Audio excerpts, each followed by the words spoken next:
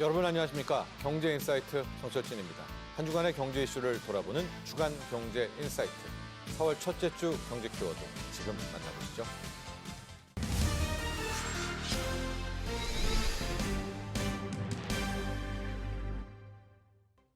지난 18일이었습니다. 청와대에서 위기에 강한 국민이 믿는 자본시장이라는 슬로건 아래 자본시장 안정과 정상화 간담회가 열렸습니다.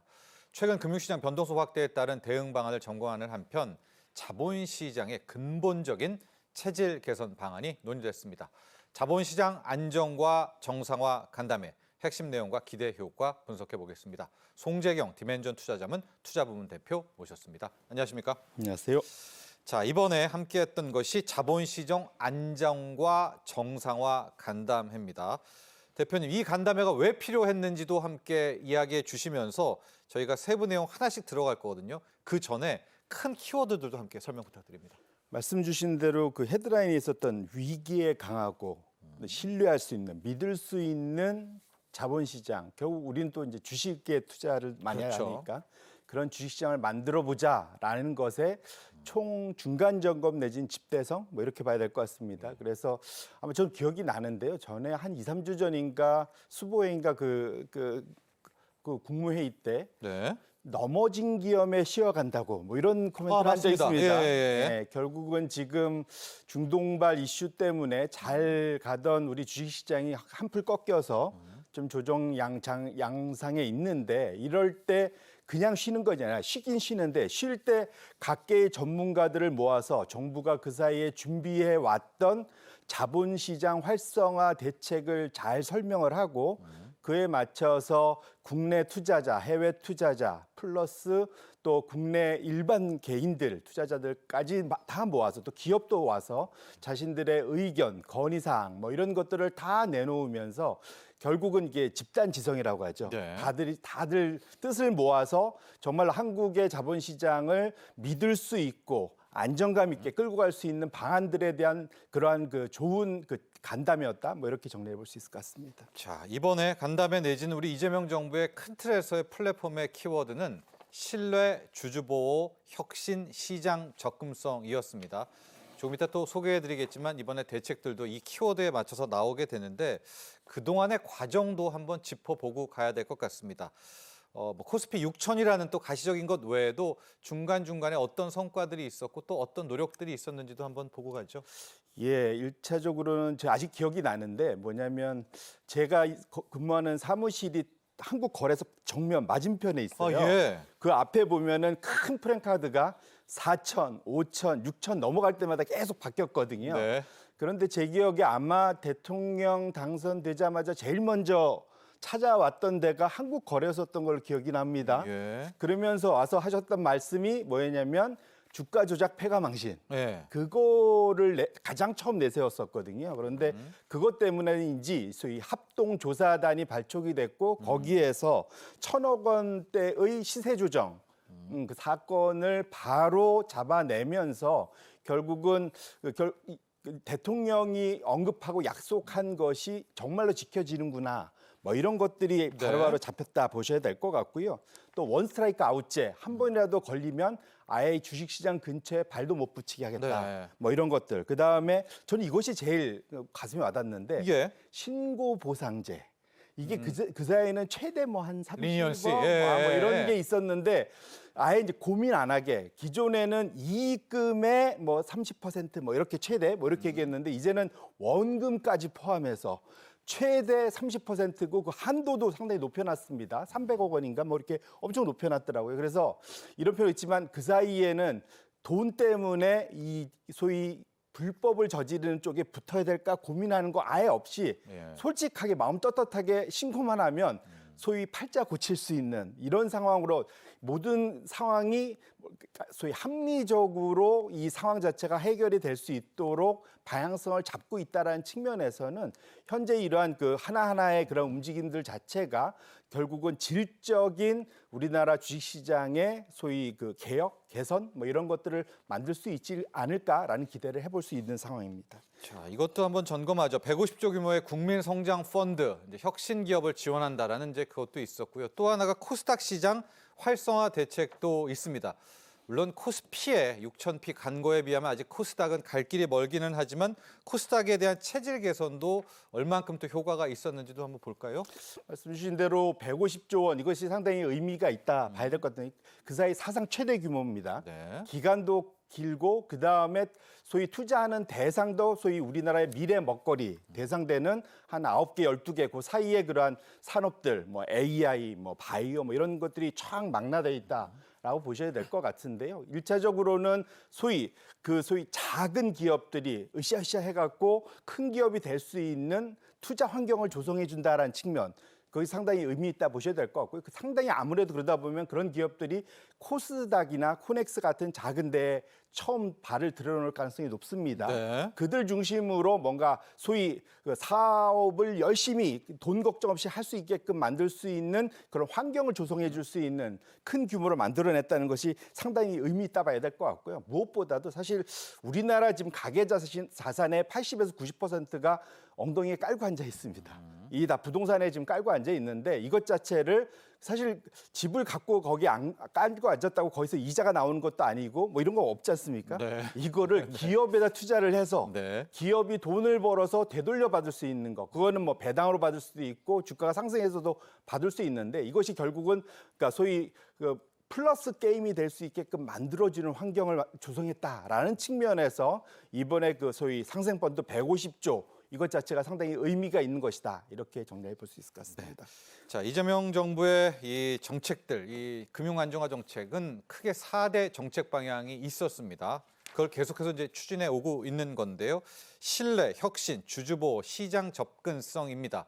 앞으로도 이제 이걸 계속해서 밀고 나가려고 하는데 정작 우리 시청자분들이나 국민분들은 잘 이 키워드를 모르시거든요. 여기 한번 소개를 먼저 해주시고 네. 저희가 각각 섹터별로 이 정책들을 소개해드리도록 하겠습니다. 예, 그래서 네. 구체적인 거는 그 다음 번부터 한번 네. 보고 제가 가만 뭐 이걸 뭐 어떻게 쉽게 설명할 수 있을까 생각을 해보다가요. 네. 요즘에 그 요리 경연 대회 이런 것이 많이 인기가 많습니다. 네. 그러다 보니까 이거를 먹거리하고 비교해 보면 좀 쉽게 이해할 수 있지 않을까. 예, 좋습니다. 첫 번째로 이게 신뢰 부분은 뭐냐면 이렇습니다. 우리가 보면 가끔 이제 시장 같은 데서 뭘 살 때 이 유구나 소위 수입육을 한우라고 속여서 파는 케이스들 또는 개수를 속인다거나 사기를 치는 경우들 뭐 이런 것들 많습니다. 아예 이런 거를 근절하자라는 것 자체가 이제 신뢰의 키워드에 해당하는 거다. 그래서 가서 그냥 믿고 살 수 있게끔 만들자는 게 네. 첫 번째다 보셔야 될 것 같고요. 두 번째는 주주보호. 이게 뭘까 이렇게 고민을 하실 수 있는데 결국은 먹거리를 사긴 사는데 이게 좀 부실하거나 이게 좀 뭔가 재료가 좀 안 좋으면 안 되지 않습니까? 좋은 재료로 만들 수 있겠고 예를 들면 어디에다 물 타갖고 팔고 뭐 이렇게 갖고 밍밍하게 만들고 뭐 이런 거 못하게 하겠다. 네. 뭐 예를 들면 이게 중복 상장 금지하고 뭐 이런 것들이라고 볼 수 있겠죠. 그래서 결국은 우리 기왕 먹거리면 우리 몸에 좋은 재료로 다양하게 먹을 수 있게끔 만들자라는 게 주주보호다 이렇게 네. 보시면 좋을 것 같고요. 세 번째로 혁신. 요거는 특히 코스닥에 되는 건데 보면은 거기 가면 막 이게 좋은 거 나쁜 거 막 뒤섞여 있는 것 같습니다. 요걸 잘 구분해서 좀 프리미엄급 그다음에 이거 특색이 있는 거 얘는 좀 조심해야 돼. 이런 식으로 좀 나눠서 볼 수 있게끔 해준다. 요게 이제 혁신이다 보시면 좋을 것 같고요. 마지막으로 시장 접근성은 아무리 좋은 음식이라도 이게 자주 내가 원할 때 먹을 수 있어야 되는데 이게 접근성이 부족하면 안 되지 않습니까? 그래서 자주 접근해서 먹을 수 있게끔 하는 방안 이런 것들이 결국은 이번에 총망라된 4대 정책 방향성이다 이렇게 보시면 좋을 것 같습니다. 네, 요리에 잘 비교해 주셨습니다. 재료를 가짜 재료 쓰면은 안 되겠죠. 속이면 안 되겠죠. 그다음에 또 제대로 해야지 좋은 재료를 또 허투루 쓰면 안 되지 않습니까? 주주보호도 있고요. 또 멋진 요리를 내야 될 것 아니겠습니까? 혁신 방법들도 있고 시장 접근성 또 요리의 다양화까지 이렇게 좀 비교를 하니까 쏙쏙 들어오게 되는데 출발해 보도록 하겠습니다. 이제 첫 번째 신뢰 개선입니다. 가장 딱 떠오르는 게 주가 조작이고요. 이재명 정부에서는 이 주가 조작의 엄벌을 정말 몇 차례 말했습니다. 이 주가 조작부터 한번 가보죠. 네. 예, 말씀 주신 대로 일단은 제가 그 개인 투자자분들이 뭐 네이버나 이런 데 가서 소위 그 투자 토론방 종목 토론방 뭐 이런 데 종토방이요? 예, 네, 종토방 네, 이런 데 네. 보면 막 이렇게 올려놓으면은 일단은 뭔가 조작을 의심하는 분들이 너무 많으세요. 네. 이게.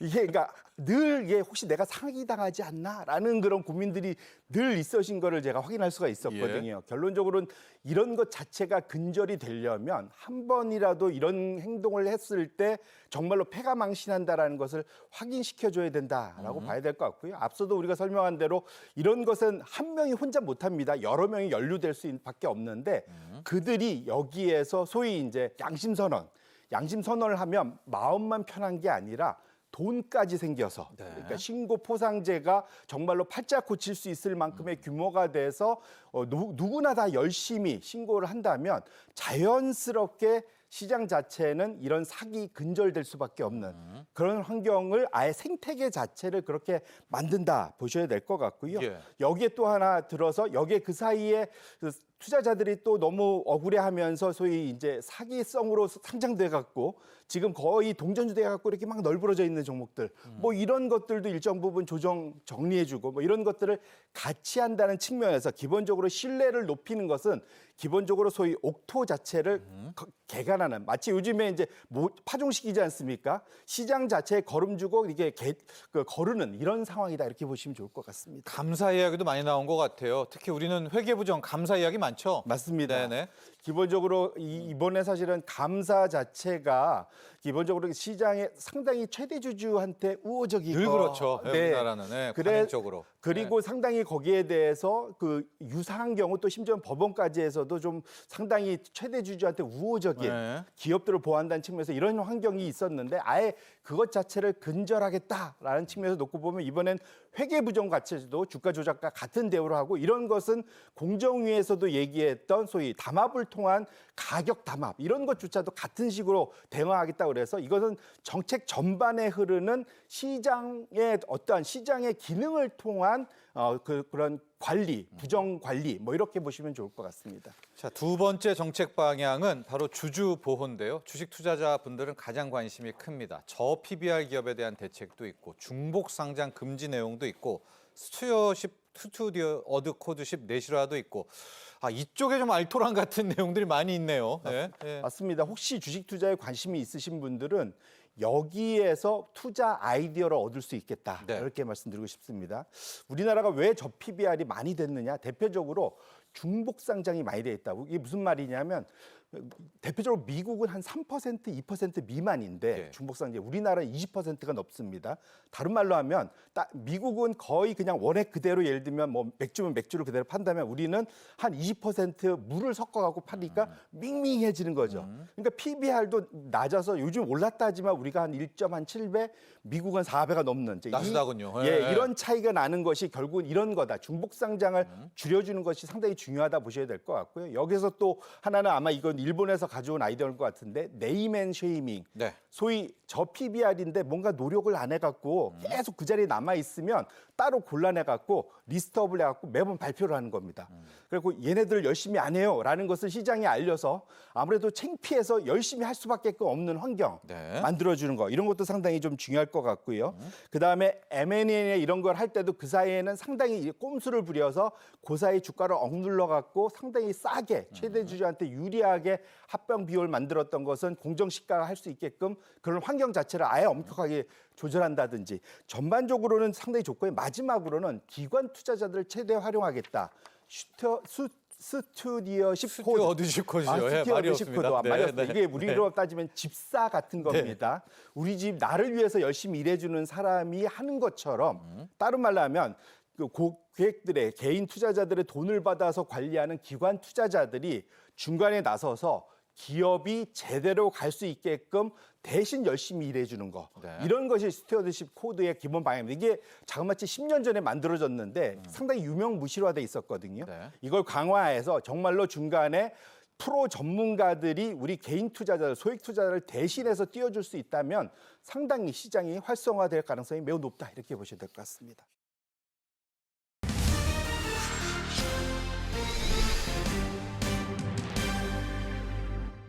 정부가 상대적으로 경제적 기반이 취약한 우리 청년 세대를 위한 지원 정책들을 속속 내놓고 있습니다. 특히 청년들의 주거 관련 지원 정책은 실제 생활에 바로 직접 도움이 되는 제도라서 관심이 아주 높습니다. 자, 청년 세대를 위한 우리 정부의 지원 정책 어떤 것들이 있는지 자세히 소개해드리겠습니다. 허준영 서강대 경제학부 교수 모셨습니다. 안녕하십니까?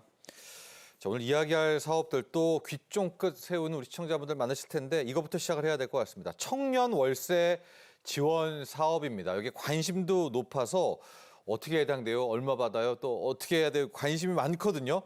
천천히 조목조목 가보도록 하겠습니다. 청년 월세 지원 사업부터 출발을 해보죠. 네, 청년이라고 하면 만으로 19세에서 34세까지의 무주택 청년을 지금 얘기하고 있고요.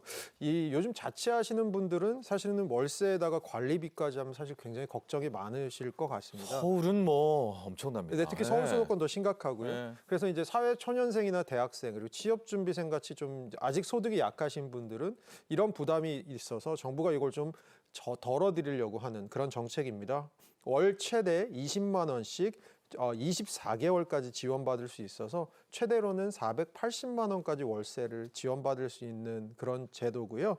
이 월세 범위 내에서 이제 지원을 하는데 임차 보증금과 관리비는 제외하고 지원되는 거고요. 그리고 월세가 만약에 20만 원보다 좀 더 작으면 실제 낸 월세만큼만 지원됩니다. 또 되게 편리한 부분이요. 방학 등등이 끼어 있어서 중간에 월세가 빠지는 달이 있잖아요. 예. 그만큼은 또 이 지원 대상 산정에서 빠집니다. 그러니까 요거 제외하고 24개월까지 받으실 수 있다라고 생각하시면 될 것 같고요. 네. 지원 대상이 궁금하실 것 같은데 이게 이제 소득 요건이 있습니다. 그래서 청년 가구 기준으로 중위소득 60%, 그러니까 요거 1인 가구로 봤을 때는 월소득 기준 한 154만 원 이하, 그리고 재산은 1억 2,200만 원 이하 요건을 충족해야 되고요. 요거 플러스 하나 더 있는 게 부모님과 포함해서 원가구 기준으로 봤을 때 네. 중위소득 100%, 그러니까 부모님하고 포함해서 3인 가구 기준으로 봤을 때 한 536만 원 정도 소득이 이하하셔야 되고요. 재산도 4억 7천만 원 이하 기준이셔야 됩니다.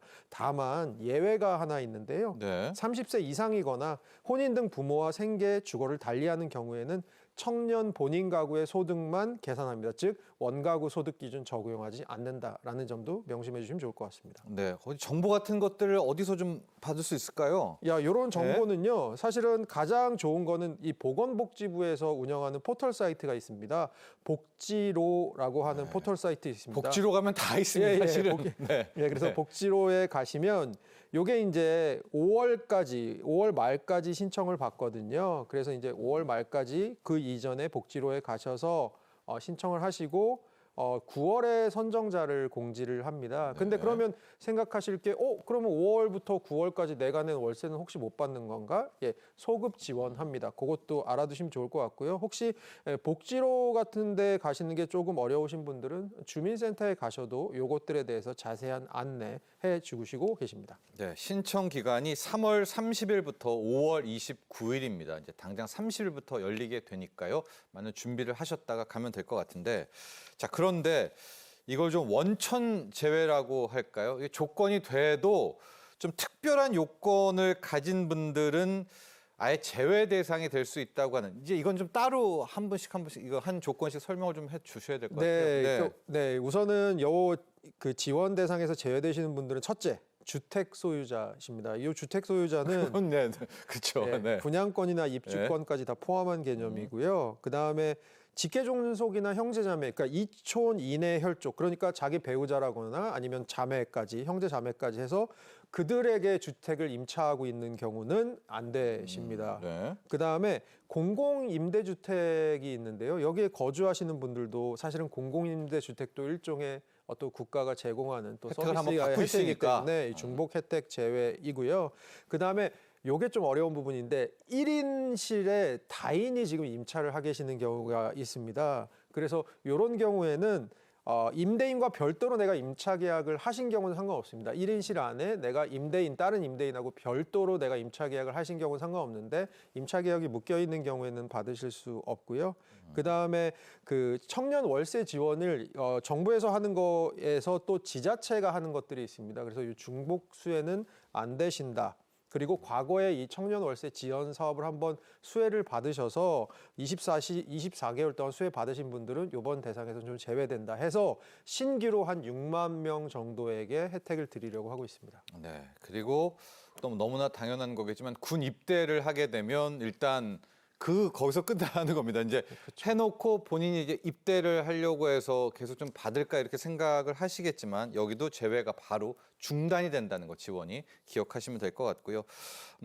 이제 복지로 사이트라든가 마이 홈 포털 가시면 알겠지만 그래도 우리 시청자분들 중에서는 어떤 것들을 좀 준비를 하고 신청을 해야 될까 궁금하시기도 하거든요. 뭐 서류들이라든가 뭐 준비할 부분이 있다면은요. 예, 서류가 제가 이게 조사해 보니까 16종이 필요하신 것 같아요. 최대. 많이 필요하네요. 네. 최대는 16종. 이제 이게 케이스 바이 케이스로 좀 다르긴 한데요. 기본적으로 뭐 월세 지원 신청서라던가 소득 재산 신고서, 서약서, 임대차 계약서 등등 해 갖고 뭐 적게는 한 10종, 많게는 한 16종이 지금 필요한 상황이라서 앵커께서 말씀해 주신 것처럼 제일 좋은 방법은 복지로나 마이홈 포털로 들어가셔서 어떤 서류들이 필요하신지 한번 확인해 보신 후에 2번 걸음 안 하시는 게 좋을 것 같다라는 생각이 듭니다. 네.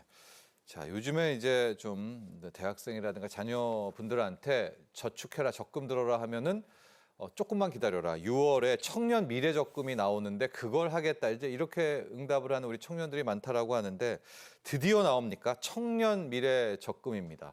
50만 원씩 33년간 납입이죠. 그러면 2,200만 원을 받게 되는 자, 청년 미래 적금이 드디어 이제 등장을 합니다.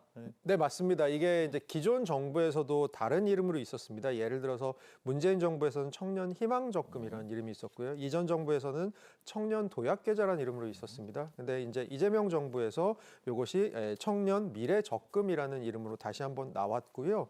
요거는 우선 가입 기준을 보면 아까 말씀드린 대로 19세에서 만 19세에서 34세까지의 청년입니다. 네. 근데 굉장한 장점은 병역을 이행하신 분들 같은 경우에는 복무 기간을 이 나이 산정에서 뺍니다. 그래서 복무를 예를 들어서 6년을 하신 분은 만 40세셔도 가입하실 수 있다.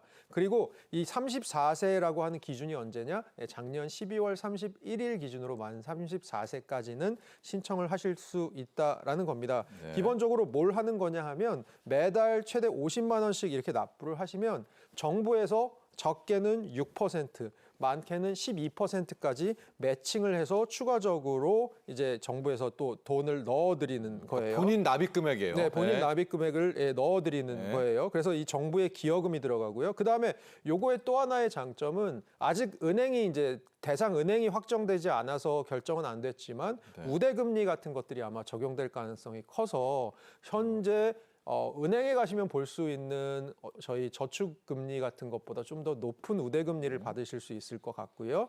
그다음에 일정 조건을 만족하시면 비과세 혜택까지도 다 받으실 수 있기 때문에 아까 말씀해 주신 것처럼 이게 6%짜리 일반형이 있고요. 그러니까 정부의 지원금 6%짜리 일반형이 있고요. 네. 정부의 지원금 12%짜리 우대형이 있는데요. 각각의 기준은 사실은 이제 그 소득 기준이 있습니다. 여기 지금 나가고 있는데요. 개인 소득 같은 경우는 그 6천만 원 이하 그리고 가구 중위소득 200% 이하이거나 혹은 소상공인 연매출 3억 원 이하시면 요거는 이제 일반형으로 가실 수 있고요. 네. 그다음에 개인의 연소득이 3,600만 원 이하 그리고 그 혹시 이 자영업을 하시는 분들은 연 매출 1억 원 이하시면 거기다 동시에 가구 중위소득 150% 이하시면 우대형으로 가실 수 있습니다. 단 여기서 조건이 하나 더 붙는 건 일반형 소득 요건을 충족했는데 최근에 중소기업에 6개월 이내에 취직하신 분들 계십니다. 네. 그런 분들은 우대형으로 가셔서 정부 적립금 12% 받으실 수 있고요. 그래서 이렇게 50만 원씩 3년 납부를 하게 되면 사실 만기 수령액이 일반형 같은 경우는 2,080만 원, 네. 그리고 우대형 같은 경우는 2,200만 원까지 늘어날 수 있습니다. 예, 그러니까 이자 외에 저 표에도 보셨겠지만 정부 기여금이 있기 때문에 네. 상당한 겁니다. 그리고 이제 해당 금융기관에서 어떤 금리를 제시할지 모르겠지만은 이제 6%까지 가정할 때 저 정도가 나옵니다. 3년 납입하면 원금은 1,800만 원이지만 최대 2,200만 원까지 수령할 수가 있다. 자, 그런데 이 대목에서 앞서 잠깐 이야기를 해주셨는데 이미 지난 정부의 청년 도약 계좌가 네. 있거든요. 그때는 청년 도약 계좌는 5년이었었는데 만기가 네네. 이 둘을 한번 좀 비교를 해보면 어떨까요? 이게 청년 도약 계좌 같은 경우는 조금 더 장기적으로 목돈 마련하실 분한테 합당한 그런 방식일 것 같습니다. 왜냐하면 월 최대 납입 금액이 70만 원으로 지금 청년 미래적금의 50만 원보다 약간 크고요. 만기가 5년 만기입니다. 그리고 성실 납입 시에는 신용 점수의 가점까지 있어서 요거는 조금 더 긴 흐름으로 내가 목돈을 마련하겠다라는 부분한테 좀 더 어울리는 방식일 것 같고요. 네. 이재명 정부에서 이번에 나온 청년 미래적금 같은 경우는 아까 말씀드린 것처럼 50만 원 한도로 3년 만기. 그래서 어떻게 보면 짧은 납입을 선호하고 그리고 중소기업에 최근에 취업하신 분들에게 우대해주는 부분도 있으니까 최근에 청년층 중에 중소기업에 취업했고 나는 조금 납입 기간 짧게 가져가면서 만기를 빨리 가져가고 싶다 이런 분들은 조금 청년 미래적금이 조금 더 합당한 방식으로 보입니다. 네, 청년 도약 계좌는 최대 월 70에서 5천만 원을 모으는 거잖아요. 근데 이제 네. 청년 미래적금이 나오게 되니까 지금 둘의 어떤 정책 목표는 비슷하지 않습니까? 네. 교수님 이게 갈아타기 될까요? 예, 지금 이걸 갈아타기 허용한다고 했고요. 예. 그리고 사실은 그래서 기존의 청년 도약 계좌를 해지할 때 여러 가지 이제 약간의 페널티들이 있는데 네네. 여기서 청년 미래적금 이번에 출시된 것으로 갈아탈 때는 페널티를 부여하지 않는 그래서 특별 중도 해지 사유에 추가를 이 금융위에서 했습니다. 그래서 기존의 것들을 해지하고 이쪽으로 넘어오실 수 있는데 특히 나는 5년까지 납입하기 너무 힘들 것 같다. 왜냐하면 이 청년 도약 계좌 이전 정부께 2023년 6월에 시작됐거든요. 네. 그럼 지금 보면 이게 한 3년 조금 안 됐습니다. 아직 2년 정도 2년 남았죠. 정도 남았습니다. 예. 그래서 나는 요거 하기는 조금 부담스럽다 하시는 분들은 중도 해지하시고 청년 미래적금으로 넘어오시면 될 것 같고요. 그래서 이렇게 됐을 때는 정부 기여금 이전에 사실 받으신 이전 청년 도약 계좌에서 받으신 정부 기여금 네. 다 전액 지급되고요. 아 그래요? 네, 그리고 네. 이자에 대한 기존의 비과세도 그대로 유지됩니다. 다만 우대금리 같은 경우 이전에 적용받으셨던 거는 이게 만기 충족을 전제로 하는 만큼 중도 해지 시에는 전에 받으셨던 우대금리는 못 받으시고 기본금리? 기본금리만 받으실 수 있다 정도 명심하시면 좋을 것 같습니다. 네, 기존의 청년 도약 계좌를 이제 유지하고 계시는 분들도 정부 기여금이라든가 뭐 페널티는 다 그건 주고요. 페널티는 없다고 하니까 그 부분도 이제 생각하시면 될 것 같고요. 지금 이제 청년 미래적금 6월에 출시가 되는데 앞서서 잠깐 얘기해 주셨는데 그 이자율 말입니다. 네. 금융기관에 따라 조금 다를 수 있다라고 이야기를 해주셨죠. 네. 이번에는 인터넷 전문은행들이 들어오니까 조금 더 기대가 커요. 네, 기존에는 사실 이전에 그 청년 도약 계좌 같은 상품은 시중은행이나 지방은행 중심으로 했었거든요. 네. 그런데 최근에 이게 이제 청년층을 대상으로 한 거잖아요. 아무래도 청년층은 인터넷 은행에서 비대면 거래 같은 것을 많이 하실 텐데 네. 그렇게 봤을 때는 그러면 청년층을 대상으로 한 거니까 조금 인터넷 은행도 들어오면 좋겠다라고 해서 이번에 자산 규모가 얼마나 되느냐의 조건과 전산 인프라. 왜냐하면 이제 주로 하려고 하는 게 이 비대면 거래 같은 것들을 좀 늘리는 방향이기 때문에 전산 인프라를 얼마나 갖고 있느냐를 가지고 심사를 하겠다라고 하고 인터넷 은행에까지 공모를 받았습니다. 그래서 저희가 생각하는 이제 인터넷 은행 중에 두 군데가 여기 네. 들어가 있습니다. 카카오뱅크가 들어가 있고요. 아직 선정은 안 됐습니다만 지원을 했습니다. 그리고 토스뱅크도 지원을 한 상황이고요. K뱅크는 이번에 지원을 하지 않아서 카카오뱅크나 토스뱅크 중에 한 은행 혹은 둘 다 향후에 이 청년 미래적금 선정 대상자로 선정이 되면 앞으로는 요 은행 계좌를 통해서도 이런 청년 미래적금을 납입하시고 혜택을 받으실 수 있을 것 같습니다. 지금까지 4월 첫째 주 주간 경제 인사이트였습니다. 시청자 여러분 감사합니다.